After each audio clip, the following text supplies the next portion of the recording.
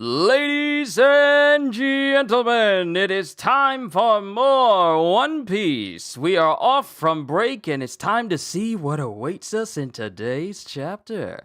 Let's go ahead and get started, shall we? Yo, peoples! Qushu 92 here. Got the fresh cut here to bring you more One Piece. In the last chapter, we had Roger and Garp versus the demonized rocks, and they were fighting until it gets to the end where they both come to the conclusion that in order for them to beat rocks, they need to go beyond what conquerors and armament can do. So they deliver their most powerful attacks. On Roger's side, God of Fire, Ace. And on Garp's side, Galaxy Infinium, or Galaxy Infinitum. And they both hit rocks and kill rocks with this critical mass of conquerors. And this was pretty much their only move that they could use. Otherwise, rocks would have killed them. And, well, they both said that this was probably going to put us down for the count if we do this. And we miss, we're dead. If we do this, we're still going to be tired and we won't be able to do anything else. So now we get to see what happens after two of the strongest people in One Piece delivered their final coup de grace against rocks and bring an end to Rocks' era. And we start here with a color page spread here. Based on our requests, Yamato and Otama collecting fallen leaves and baking sweet potatoes with tanukis and foxes. By now, Yama finished the yard work. And this is a very beautiful piece of art here. All the Straw Hats are eating some. Here's the thing, though. Not every single Straw Hat is present in here. We have Luffy, we have Nami, we have Usopp, Chopper, Zoro, and Sanji. But, you know, Brook, Frankie, and Jinbei, and Robin are nowhere to be found. But we do have Yamato, Tama, and Shinobu here as well, while they're, you know, collecting leaves and also eating sweet potatoes. Feel-good moment here in the fall, you know?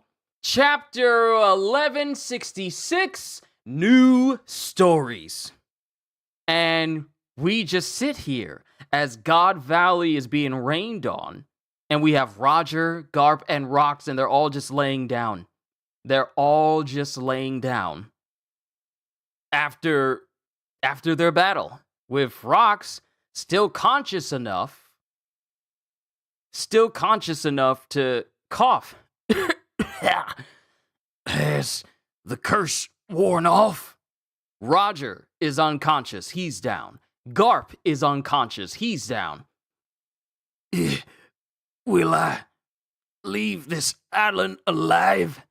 And while he's thinking this, bloodied and bruised and beaten, because remember, his leg also got cut off by Roger, and his side got completely blown through by Garp.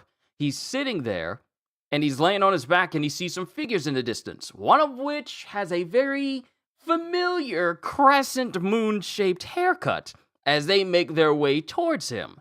And it's Somers. It's Mafe. It's Somers, it's Mafe, and it's Garling. Nope. Guess not. Roger, Garp, you better run.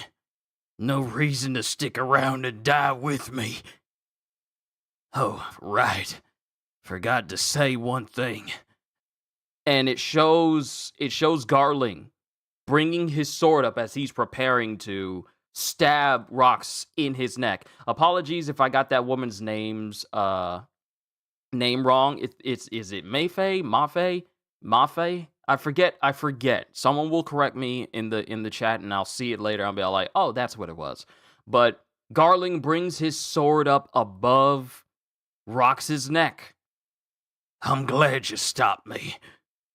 Thanks. As Garling delivers the final blow to Rocks and stabs him in the neck. And we see the screen go black and some blood shoot up from Rocks meeting his end. So it was Roger and Garp who brought down rocks completely, but it was Garling who delivered the final blow that ended his life.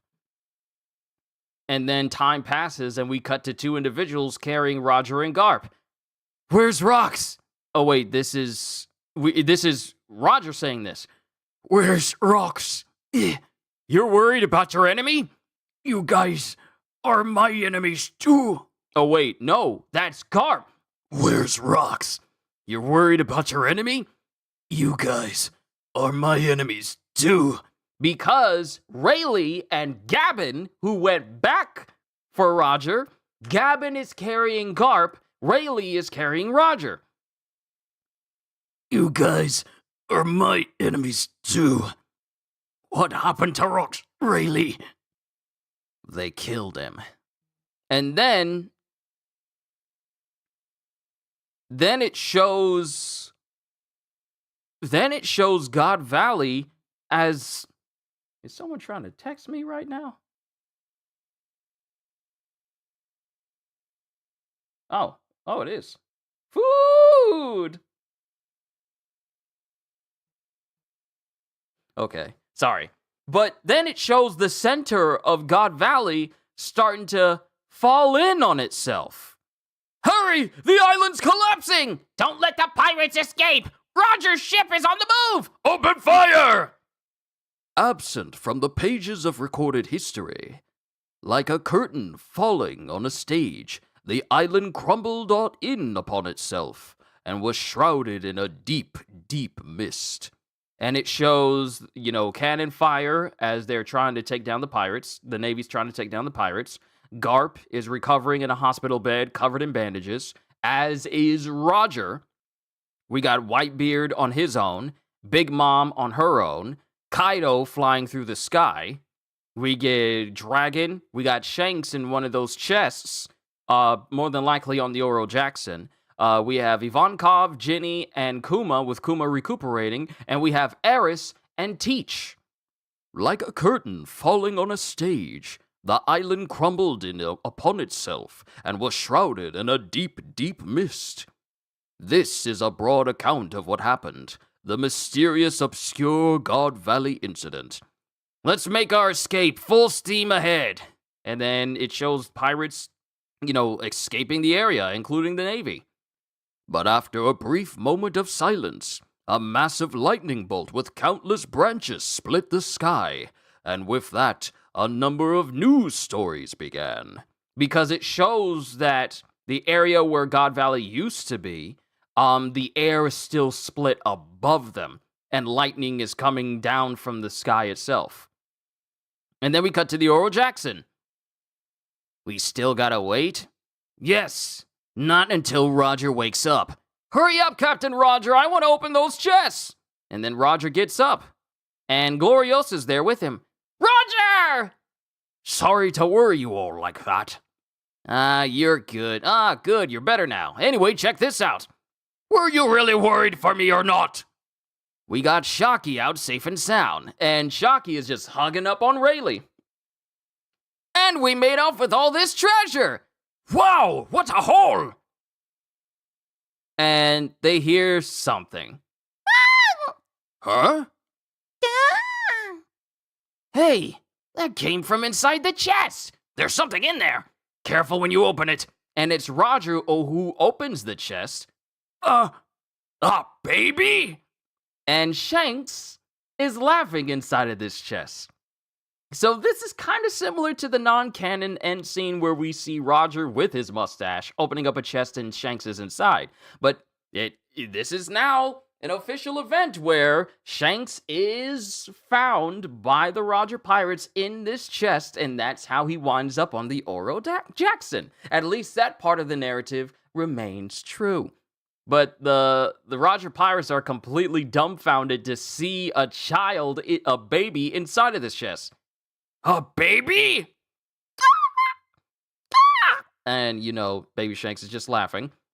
And then more narration.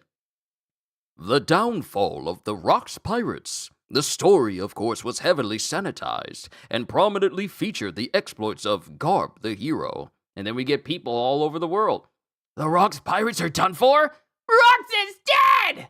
I just knew Vice Admiral Garp was the real strongest man around. Garp! Garp! Garp! Garp! Now there's a true hero! Navy HQ Grand Line. And then we get Garp. What is this drivel? Vice Admiral Garp, stop! Bring me this Morgan's guy. He needs to answer for this. Oh, stop it, Garp. The government clearly paid him off to write this. And it's Sengoku. The world government and the Navy are both massive organizations. If you include the militaries of all the member countries, there are tens of millions of soldiers across the world. It's impossible to be completely aware what every last one of them is doing. So when I notice that the upper management is doing something insane, I can just look the other way. Huh? That's what I hate about you, Sengoku, you ladder-climbing fool! And, mind you, Garp is still recovering. He starts throwing hands with Sengoku! Shut up! What is barking from the bottom of the cliff going to accomplish? And they are literally fighting each other. They're literally fighting each other. This isn't like a scrap. This is literally like, I'm gonna beat you unconscious. Stop it, you two. If you turn out like them, I'm gonna kill you myself. Well, with friends like you, how can I possibly go wrong? Garp just threatened Sengoku, says, like, if you turn out like upper management, I will kill you. I don't think y'all understand the gravity of what he just said.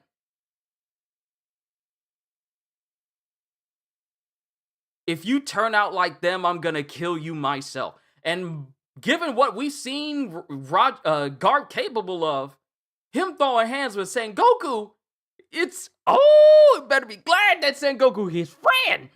Well, with friends like you, how could I possibly go wrong? Don't tell me you're quitting, Garp. You some kind of idiot? I've got plenty to protect down at the bottom of the cliff, as you call it. Elbaf, New World. And it's Loki, and he's crying. You're back again. You're back again? I'm not taking you with me. How many times do I have to say it, Squirt? You really think I take kids onto my crew? What a mess. Ignored by the guy whose attention I want and followed around by some annoying snot-nosed brat instead. And then Loki goes, I think your Nika rocks. I think your Nika rocks. Nika? The warrior of liberation. He laughs as he tears down the world. He tears it down? Well, I'm gonna be the king of the world. If anyone's got that kind of power, it's Harold. Huh? Listen to this, Loki. Slumbering somewhere out there in the world is a bunch of incredible destroyers by the name of Galilei. And the guy who can actually control them is your old man. Huh? I could have all the outlaws in the world under my command. If me and Harold team up, who could possibly stop us? Wow, that's so cool. So why doesn't my dad team up with you? Because of love. Huh? But I'll keep coming back. 100 times, 200, as many as it takes. And mind you, this is Loki thinking about what Rox last said to him. But he's also reading the newspaper showing that Rox died. And he's just in the underworld of Elbaf, just crying. On a certain island. There's been an assault! It was King Harold of Elbaf! Has he hurt any civilians? No! It's a giant ruffian that he's beating. But it's so brutal. And Harold is beating on another giant? You still don't get it, do you? Yes, I do. I'm sorry. I'll never pillage the humans again. You don't get it. None of you do. And Harold just continues to beat on this other giant.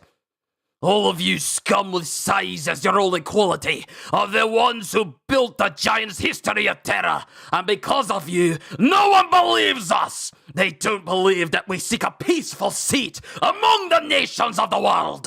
And he continues to beat on this giant, basically terrifying all of these regular-sized civilians in this town. Your Majesty, he's unconscious.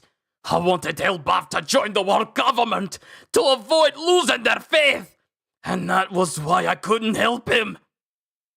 He wanted to help Rox. Whoever's sad fortune is on, it doesn't feel like mine, so lend me your aid. He's upset that he couldn't help Rox like he wanted. He wanted Elbaf to join the world government to avoid losing face and faith that the giants could be seen as a peaceful nation worthy of being included. But he also wanted to help Rox because he still considered Rox his friend. And that was why I couldn't help him. My greatest friend begged me for help, and I turned my back on him. I left him there to die. Now I cannot turn back from this path. I refuse to overlook the evil of the giants. And he's screaming this while all these citizens are just watching him. The king of the giants becomes deranged. And that is the story that's being put out. Then we cut to Navy HQ underground cells. Navy HQ underground cells. And then we get Garp talking to Dragon because Dragon's in jail. I'm quitting the Navy, Dad. I know. I'm disgusted with you. I know. Oh, wait. I'm quitting the Navy, Dad. I'm quitting the Navy, Dad. I know. And on that topic, I'm disgusted with you. I know. And Garp drops him the key. Dragon was in jail. Garp then drops him a key so Dragon can escape. It is because of Garp that Dragon was able to get away and thus form the Freedom Fighters later on. As penance, he released his son. Then we get back to Elbaf. And we get Ida. Harold! I've made up my mind, Ida. Chief Jarl, it's time for me to set aside these half measures. Harudin, Loki, you are my sons, and I love you both. I want you two to work together, to support Elbaf after I'm gone. And it shows Harold. It shows Harold going to... Oh, things are about to get bad. It shows Harold going to Navy HQ Marineford. It's an Elbaf Royal Navy ship! What? And then we get another Navy official going, I'm very sorry, King Harold, but I've been instructed not to allow you to land. Officers of the Navy and dignitaries of the world government, please hear me out. And then Harold grabs his horns and then snaps them off. Snaps them off in front of everyone. What? Ah! Allow me this chance to atone for 1,000 years of history. I want to apologize for all the mistakes that Giantkind has made. I wish to prove my oath of peace so that the children of Elbaf can lead fruitful lives without hurting anyone, so that they can live hand in hand with humanity. I want a chance to atone for their sins. If that means I must be a slave, so be it! And as he says this, knelt before the Navy, holding his bleeding horns and profusely bleeding forehead, because he just ripped out his horns from the root. He says this, and we get the Eye of Emu.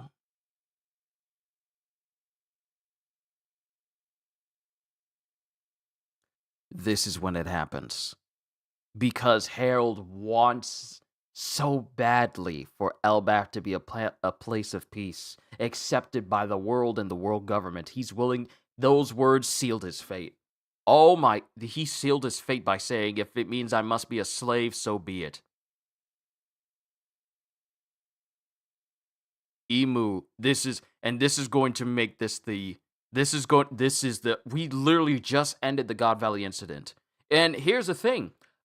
Before I get to any of your comments, to be continued. This is where the chapter ends. Before I get to any of your comments, let me just say this. Many of us, including myself, thought that maybe God Valley was just wiped off the map because of the same thing, more than likely an ancient weapon used to erase Lelusia and just leave it just completely erase it. But no, the island literally crumbled in on itself. It literally caved in on itself. But also these words of I want a chance to atone for my sins. If that means I must be a slave, so be it. These words is what's going to cause the downfall of Harold and the moment where we see him being killed by his own men. Let me see what you guys have said. It's good to see everyone. Good to see you, Holster. Good to see you, Timmy, as well. Let's see. Again, for the people in the back, Sengoku. Yeah, Sengoku definitely saved Akainu. Vaughn, despite of how dirty is what Garling does, he's truly the champion. I mean, he killed as much rabbits he wanted. He got his kids, even if only one of them, and then he's the one who suggested the event. In the eyes of the world nobles, he would be seen as the champion. But I mean, that's only that sort of statement. That only viewpoint only comes from basically those who are like, we see him as the champion. Hey, you killed as many rabbits as you... And we don't call them rabbits. The nobles call people rabbits. You know, the innocent civilians who are being hunted down, they only refer to them as rabbits. Then no, he was just killing innocent people for sport. They are not rabbits to us. But I understand what you're talking about. Yeah, so in the eyes of the world nobles, of the celestial dragons, he is their champion because of how much he did. And because he delivered the final blow to Rox, he can be seen as the hero of the world nobles the same way that Garp is seen as the hero of the Marines. So Harold feels like he has to double down and go on this path for the Giants. I can understand that. Though, to be fair, that headline is also very reasonable. Surely they'd had another conversation after this at some point. If not, one is bound to happen in the future. Harold, don't become a slave. Good to see Emu's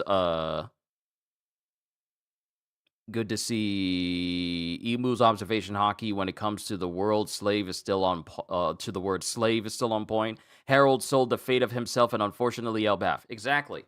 The moment he really wants Elbaf to be a place that's accepted by the world government, despite the fact and many examples that the world government is not worthy of his time. But he's so stuck on the idea that I want to change the world's opinion of us giants, and even the ancient giants as well. I want to atone for 1,000 years of suffering that my kind has put you through, but at the same time, you are bending the knee to the wrong people. Rox tried to warn him. We've warned him. He can't hear us because we're here. But I've tried to give him the benefit of the doubt. He's only really thinking of his nation, all right? He's thinking of his nation and just what could benefit them more. But at the same time, you are willing to put the entirety of your nation under the thumb of an organization that said, in order for you to become a part of this, you need to kill your best friend. Not only that, but anyone that you helped or anyone that's helped you, we are now going to take into custody and treat them as anything as we want, because if they're not affiliated with the world government, then they're next to nothing. We can shoot them and kill them and do whatever we want. Their lives mean nothing to us. This is the organization that you want to join. I understand the benefits, but the benefits are not worth what you're giving up, because you are not becoming more free if you join the world government. You are actually entering into indentured service, because as soon as you become an affiliated nation, you have to give an entire nation's worth of a tithe in order to appease the world nobles. Otherwise, you will fall out of favor with the world government, and then it's just back to square one again. You got to keep it up constantly for the rest of your nation's days. Not the rest of your days, because you'll eventually die, but for the rest of your nation's days to remain in good standing with the world government, you need to keep paying them the living tax, the affiliate tax. So I understand, like I said, I understand where Harold is coming from. But is it really worth it if this organization is willing to look at people beneath you and beneath them and say their lives mean absolutely nothing, even if these people helped you? He still wants to join them. Rox told him. Rox many times had told him what's going to happen if he joins up with the world government. And it's going to happen because it's going to happen to Harold first. He's going to be the first one to go. And the moment they lose Harold, that's when everything starts to go even worse for the Giants. Harold sold the fate of himself. Sorry, misspoke. It's not good to see that. Yeah, it's not good to see that. It's not like I hate Ida. Hold on, let me see. It keeps scrolling past. I apologize for that.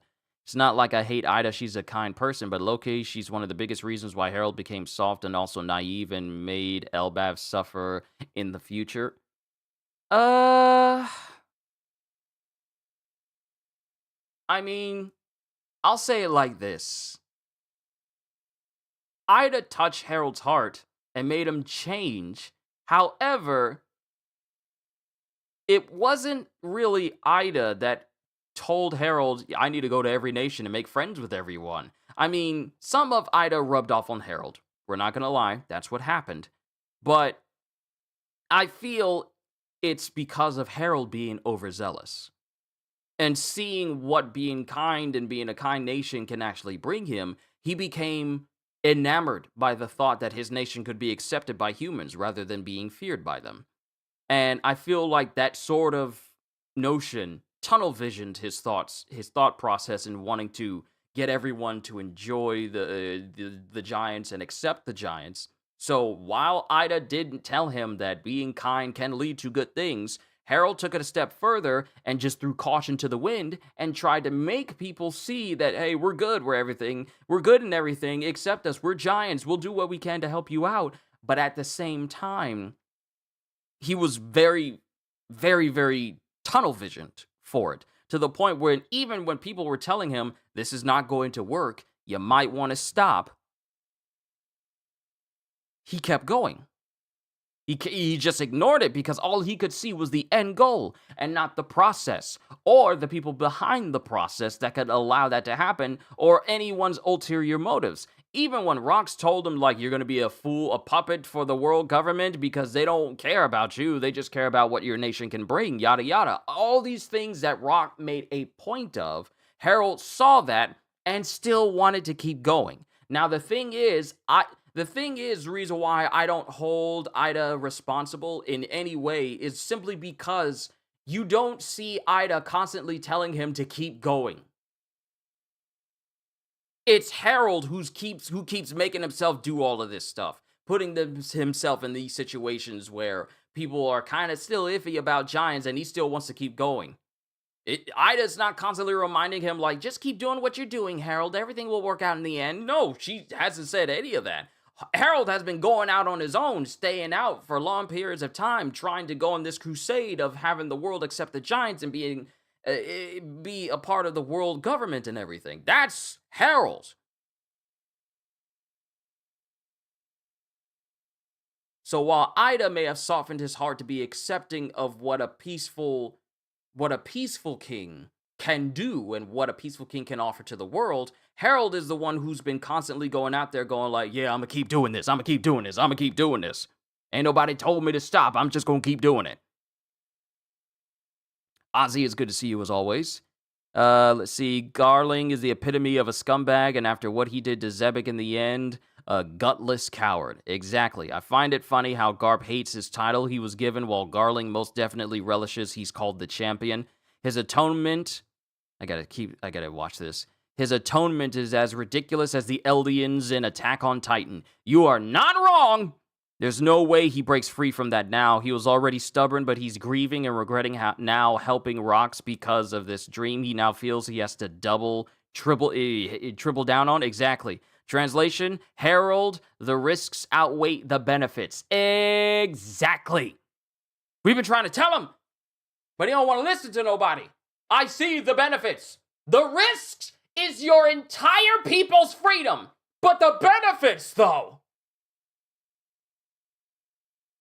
Harold, you're not hearing me! I just want to scream at the guy like, Harold!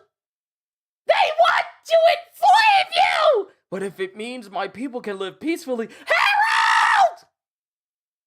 They don't want you to be free!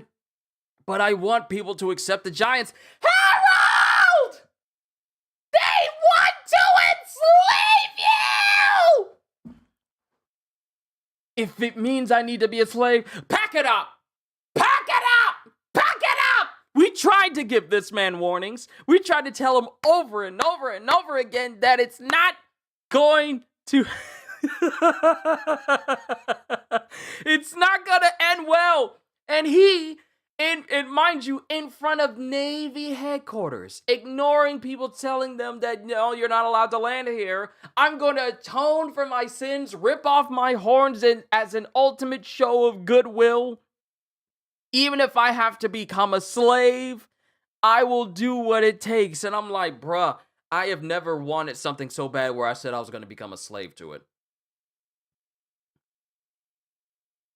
Mind you, my main job and main source of income is me doing this on YouTube, but I'm not a slave to it.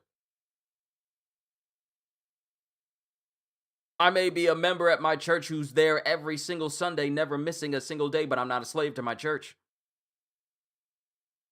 I am willing to do anything and everything for my family whenever they call for me, but I'm not a slave to my family.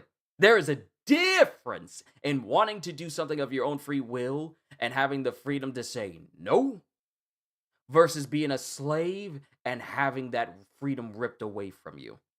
You would think, coming from a nation that worships the sun god, the warrior of liberation, you would want to keep your freedom and the very action of being liberated from slavery of any kind, or even the mere thought of it, you would think that you would avoid being enforced into eternal servitude just to appease the people so you can be part of the world government. I'm just saying. Because he thinks he's doing a good thing here, but this really sends an opposite message to the world government. It's saying that you're willing to do any and everything to get on their good side, even give up your own freedoms, and that's exactly what the world government is always looking for people to give up all that they are, to give everything that they are to the world government with no thought of reward. It's just like, even if I have to become a slave. He said my favorite word. Slave. Enslavement. Servitude. Indentured service. Eternal gratitude for your nation.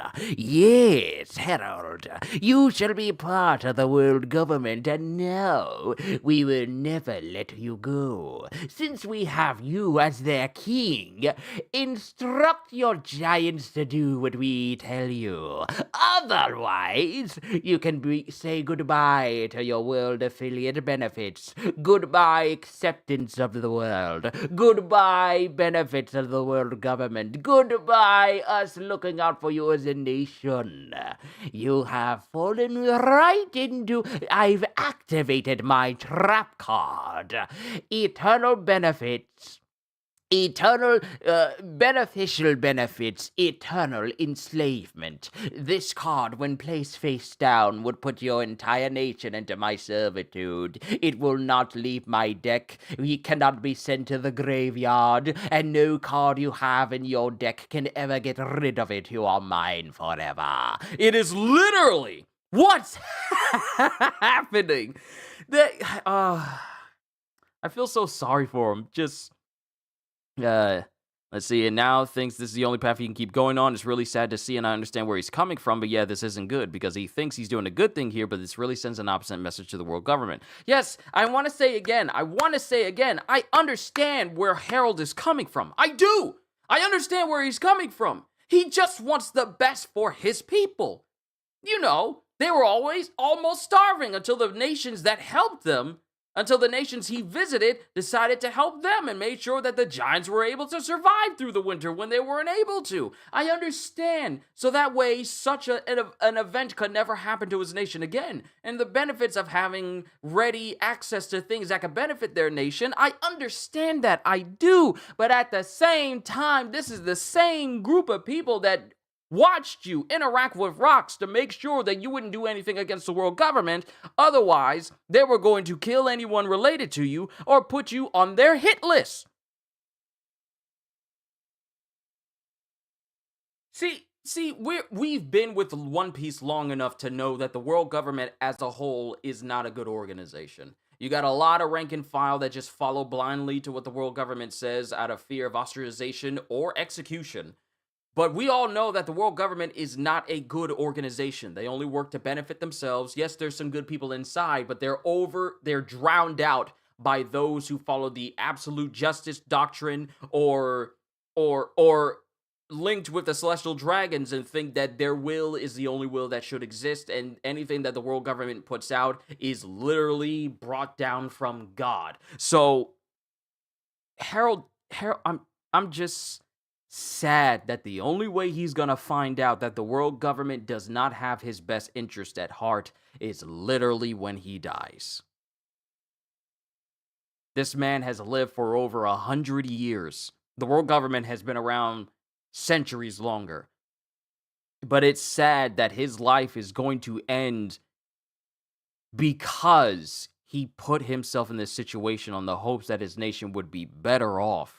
And his nation is no better off now than it was then. In fact, it's actually kind of worse because the world government is now trying to take over his entire nation long after he's been dead. Now they're trying to take it over, put all the giants in indentured service, kill anyone that isn't willing to listen to them, already turned a great bevy of their giants into gigantic demons. Emu is personally overseeing this operation. They're burning the library where Ohada had all their books. Ohada had all of their books brought to preserve the knowledge of the Ohada people. And they want to kill anyone that could be a threat to them. His nation is worse off now. Had he had known, he probably wouldn't have knelt down, broke his horns off, injuring his skull in the process, mind you, because that's a part of his skull. But, I mean, he couldn't have known. But it's like trying to tell that one friend who's in a bad, abusive relationship, this person does not have your best interest at heart, but the person is so enamored by this person saying, like, I love you, I'll never do it again, please, I don't know what I'll do if I'm not with you. You know, gaslighting these individuals into thinking that they are really looking out for them and they truly care. This is us looking at Harold, trying to stay in good favor with the world government. And it's like, we can only watch. Let me see. Imagine how they're going to view the giants and treat them if they could have their king, their leader as a slave. Who they could do whatever they want with. Yeah, this doesn't paint a good picture for the giants. Because for the giant people who are very, very prideful of their nation, to them, their king that they look up to bring about their country's prosperity, going out of his way to constantly vie for this country's affiliation with the world government. Imagine what everyone's going to think when they find out that their king willingly prostrated himself before these individuals, broke off his horns, maiming his head in the process, and went as far as to say, like, I don't care what happens to me, make me your slave even. A king saying to another organization, make me, a king of an entire nation, your slave. What precedence does that set for the giants? Because now it's being like, well, if they can make the giant king their slave, we can make the rest of the giants our slaves as well. Not everyone's going to go for that. So the repercussions of this are already going to be large. The repercussions of a king, it's like Fujitora kneeling before King Riku.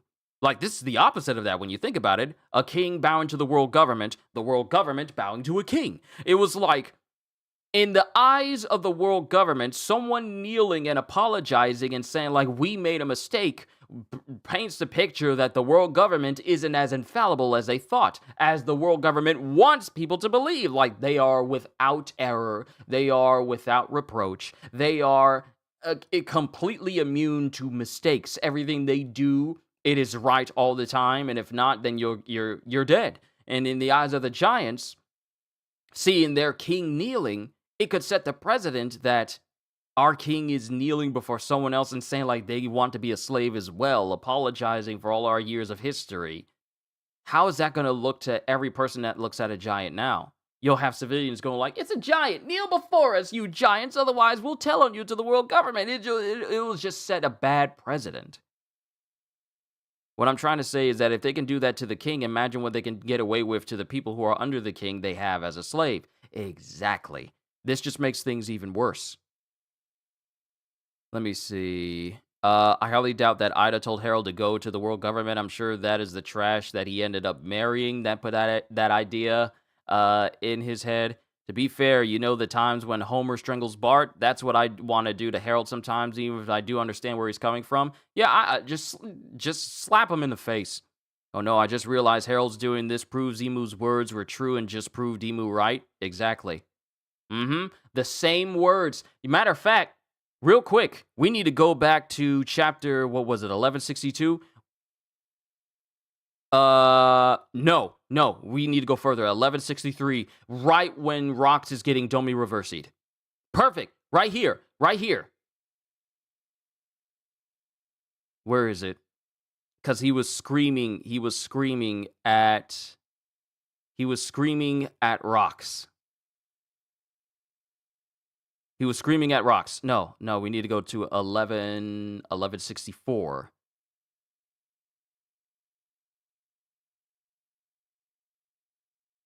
Let's see. Let me see.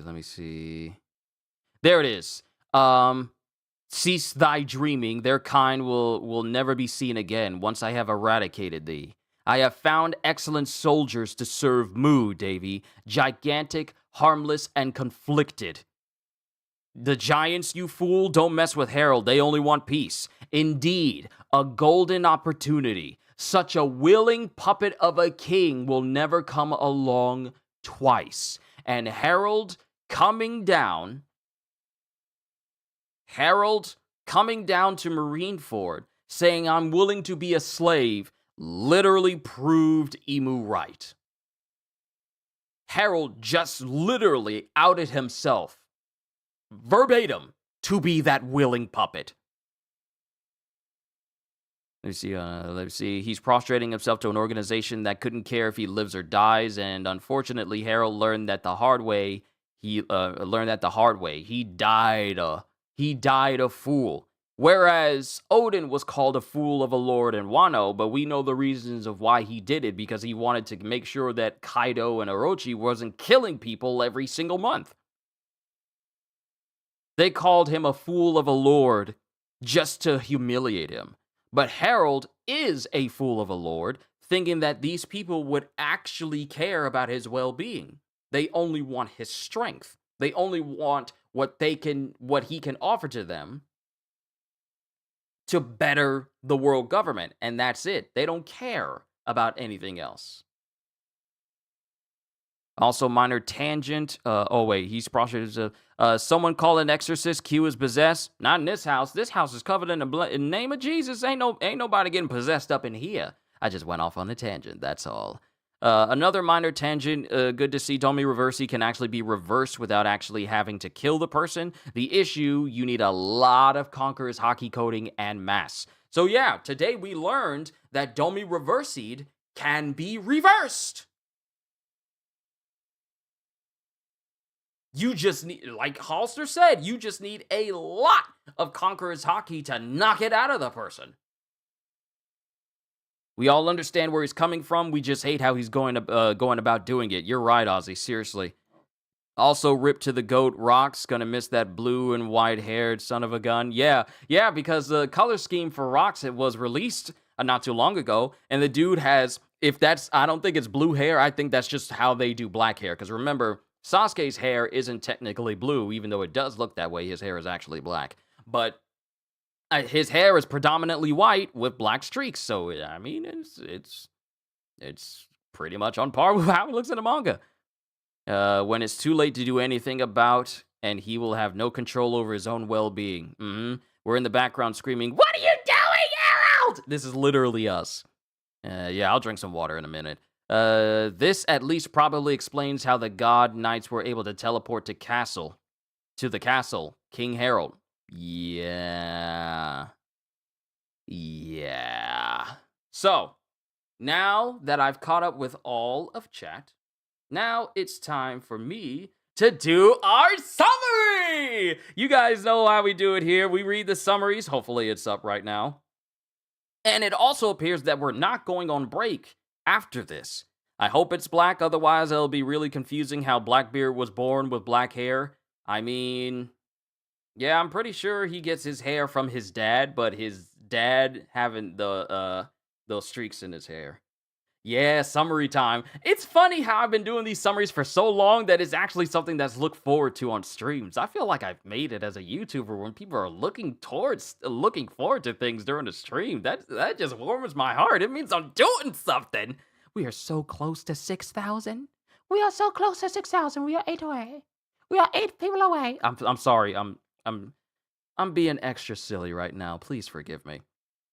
Oh, this is a bit of a long summary.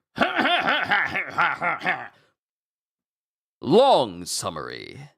Roger and Garp's last attack knocks them out from exhaustion, but it did turn Rox back to normal, just as he wonders if he will leave this island alive after all. He sees Garling, Somers, and Mafe. Did I say Mayfei? I think I said Mafe. I think I said Mafe at the beginning. Garling, Somers, and Mafe approaching him. He sees Garling, Somers, and Mafe approaching him, and he realizes he's going to die. He mentally tells Roger and Garp to run because he does not want them to die alongside him, but he does thank them from the bottom of his heart for stopping his rampage. Garling then brings out his sword and stabs Rox with it, ending his life for good. Before I continue, for years, ever since the Ultimate Chapter, so many people said, like, oh, Rox is still alive. So many people thought, Rox is alive somehow. What if he's the man with the burn scar? So many theories of why Rox would still be living. And we heard it for years. And here, we have the official death of Rox. That's a theory window that is now permanently gone. For stopping his rampage, Garling then brings out his sword and stabs Rox with it, ending his life for good. Fortunately, Rayleigh and Gavin were able to get Roger and Garp out of there, with both of them weakly asking what happened to Rox, to which Rayleigh solemnly tells Roger that the Knights of God finished him off. And he died with a smile. He died with a smile on his face? Did he? Did he die with a smile on his face? Right when Garling stabs him?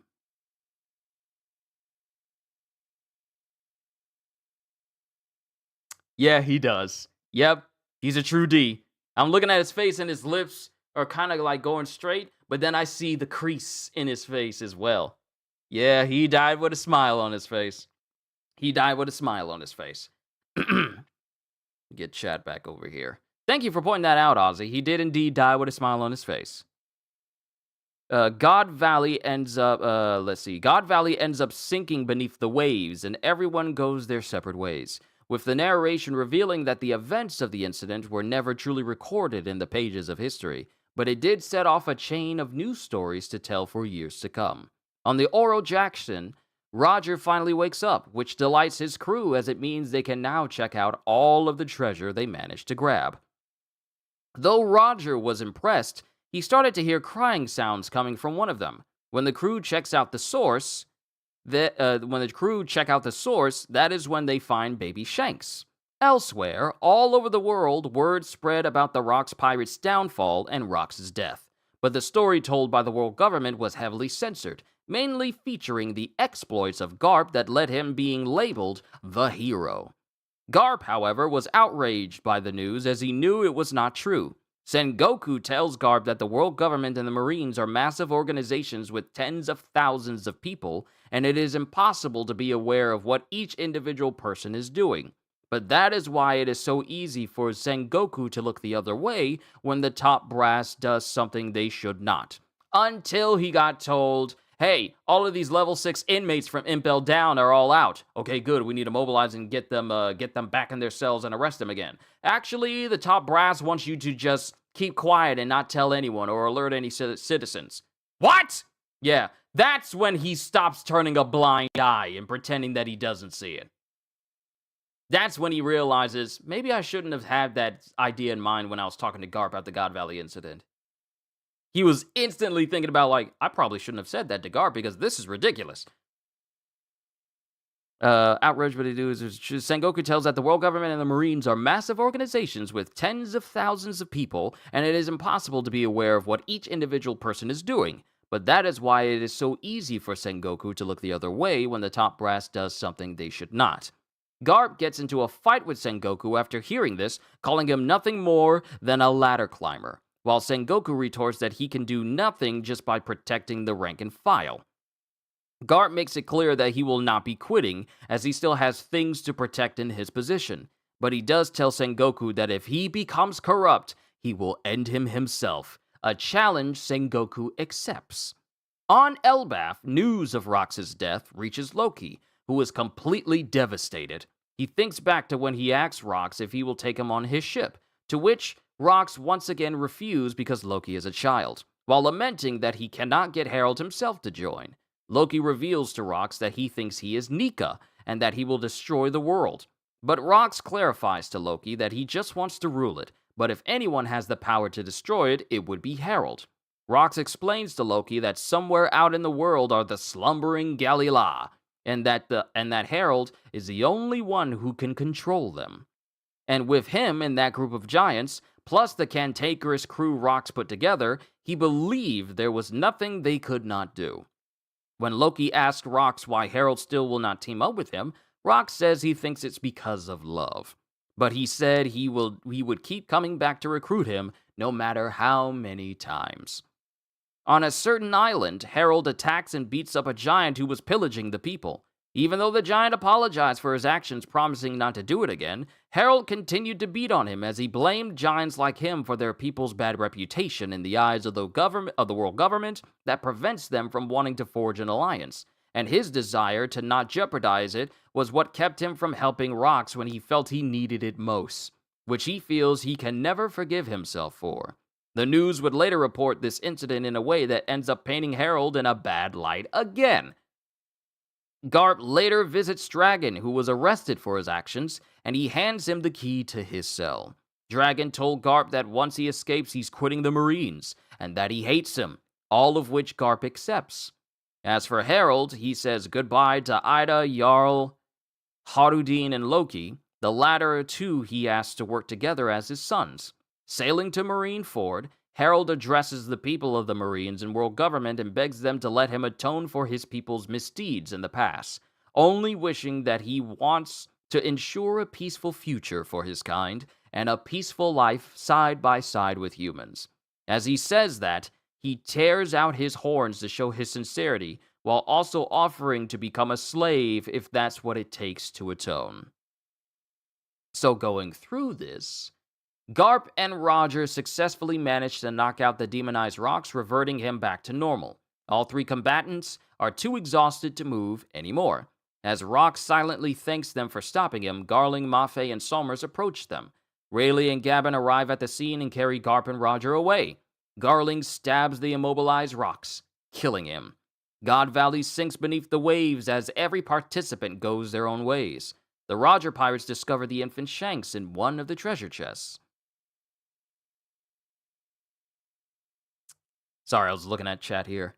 The World Economy News or World Economic Journal or World Economy newspaper announces that Garp defeated the Rocks pirates by himself. A recovering Garp is furious at this falsified news, though Sengoku is more understanding. Garp and Sengoku argue as Garp confirms to remain part of the Marines to root out corruption from the inside. A young Loki learns about Rox's death and cries.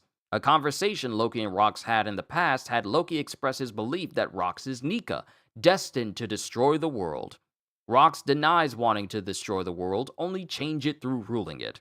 Before leaving Loki, Rox tells him about the Galilot giants and how Harold is the only one who can bring them back. Harold furiously fights off a giant who tries to raid a human nation and expresses his self-loathing for allowing Rox to die. Harold tearfully proclaims he will never forgive any giants who commit evil acts. Garp visits an imprisoned dragon. Dragon declares his intentions to lead the Marines and angrily disowns Garp as his father. In response, Garp silently throws Dragon the keys to his cell. In Elbaf, Harold tells Ida and Jarl that he has made up his mind. Harold hugs Loki and Harudin and asks them to get along before leaving for Marineford. At Marineford, Harold rips out his horns and publicly declares his intentions to atone for the giant's past by any means necessary. Meanwhile, Emu observes Harold. So with that, ladies and gentlemen, we have officially reached the end of the era of Rocks in this flashback. Mind you, we're still in the flashback. But the time of Rocks is now officially over. The time of the Rocks pirates, officially over. So now we all know what's about to happen now. We're done with the first half of this flashback. The remainder of this flashback is showing what happens during Elbaf and the events that lead up to Loki being much older and seeing Harold being killed by his own men, which will then lead us back to the present, where we can finally work out what's going to happen next. This is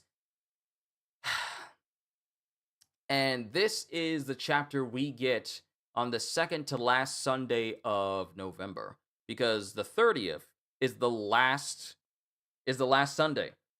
So, with that being said, I wonder if we're going to have this flashback done before the end of this year. That's what I'm thinking. I wonder if we're going to have this flashback done before the end of this year. I'll bring it up during reflections. Here's the thing, though. The 30th is going to be a very hefty day. Because normally on the last day of the month, I normally do my reflections. However, there's already going to be so much going on. I mean, reacting to both One Piece and Sakamoto Days if it doesn't go on break. Reacting to the next episode of One Piece as well, and that takes me a considerable amount of time to get through. I wonder if I'm actually going to have time in order to do my reflections for November. On November. Or do I need to push it to Monday because it'll just eat up so much of my time within the day? Because some things will have to be moved around if I try to do all of it all at once. So I'm thinking about doing a rare reflections on October 1st, simply because Sundays are already busy for me. So I might just do it that way. But yeah, I'll work it out. I'll let you guys know either on the Discord or in the community post, so you guys can in post as well, so you guys can see. Yeah, I wonder if he kept that mindset until he got to the Fleet Admiral position and he found out the hard way, like Kainu, that the Fleet Admiral doesn't have as much power as they think. It adds another reason why he likes to taunt Kainu so much. Sakazuki is finding out the hard way, and now Harold is about to die next. Harold and Loki finally about to get their flashback back. Yeah, we started with the Giants, and then we dedicated pretty much the vast majority of these flashbacks to nothing but Rocks. Mind you, they were phenomenal flashbacks for Rocks. You're gonna be a busy man Sunday. We'll be fine if you do reflections in December. Yeah. Wait, did I say October 1st? I meant to say December. I'm sorry. I am sorry. Please forgive me. I meant to say do it on the 1st in December. Yeah, I'll probably do it on the 1st of December because I'll just be so busy. It'll just take up too much time. It'll take up too much time, and it's best to do these sort of streams. Yeah, you did, but we knew what you meant. Had a feeling I messed it up because in my head internally I was thinking October. That doesn't sound right. Keep talking though. But yeah, I did. Yeah, I did. I did. Why are we going backwards now? It's November. We're in the last full week. But too long didn't read. I'll more than likely do the reflections on Monday where I have room to do it. Yeah, I'll do it on that following Monday. So I have room to do it. So yeah, I'll probably do it then because it'll just be too much and I'll be unconscious by the time I get everything done and you won't be able to do anything with me for the rest of the day. But what I am happy about is the fact that with Rox's era done, Rox's story done, we can now focus on Harold and Loki and Harudin and all the rest of the giants and find out what happens. Especially with Emu watching Harold. That's a concern. Because what is scary is the fact that Emus are like a willing puppet like Harold, because Emu could already tell that Harold was willing to do anything in order to be affiliated with the world government. And now, with Emu observing Harold going to Marineford, swearing fealty, even if it means becoming a slave, Emu is thinking, well, I was right. This fool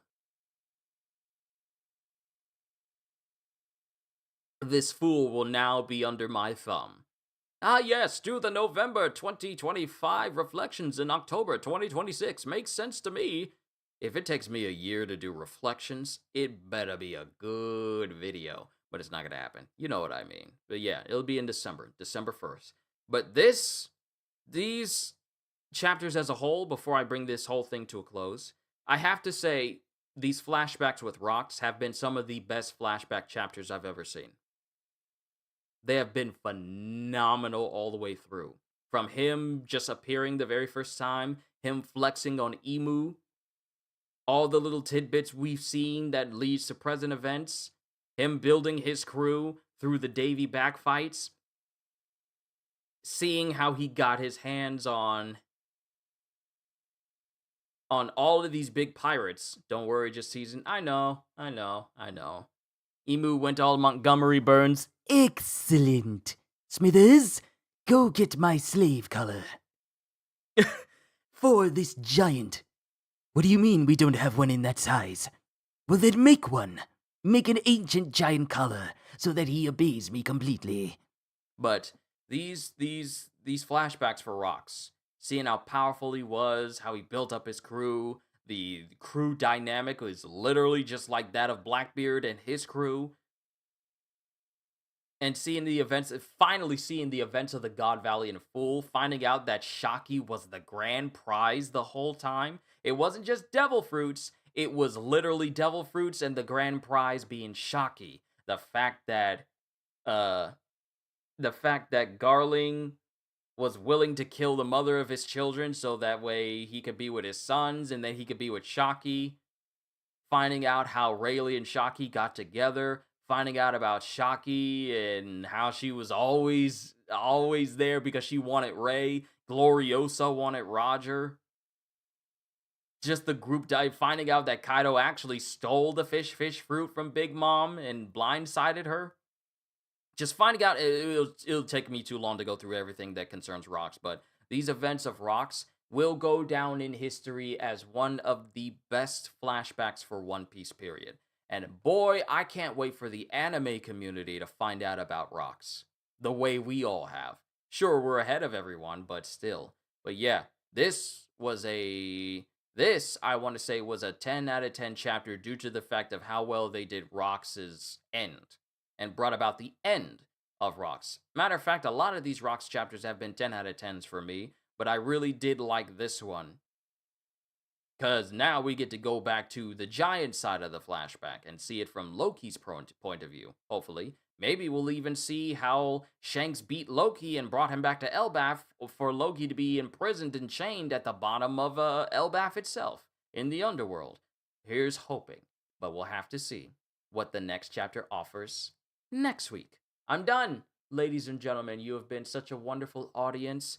Thank you for helping this channel rise up to the level it's at, and the channel just continues to grow and grow and grow. More people keep coming by, more and more and more, and I just want to say thank you for all of your time. You guys didn't have to spend this amount of time with me here today, but you did, and I just want to say how much I appreciate you. It is an honor and a privilege to be your entertainer. Hope you all enjoyed. Can't wait to see you all in my next video. Like, comment, and subscribe if you haven't already. Even check out my Patreon because I am always looking forward to entertaining you. And because I know you're coming back anyway. Have a fantastic day, and once again, as always,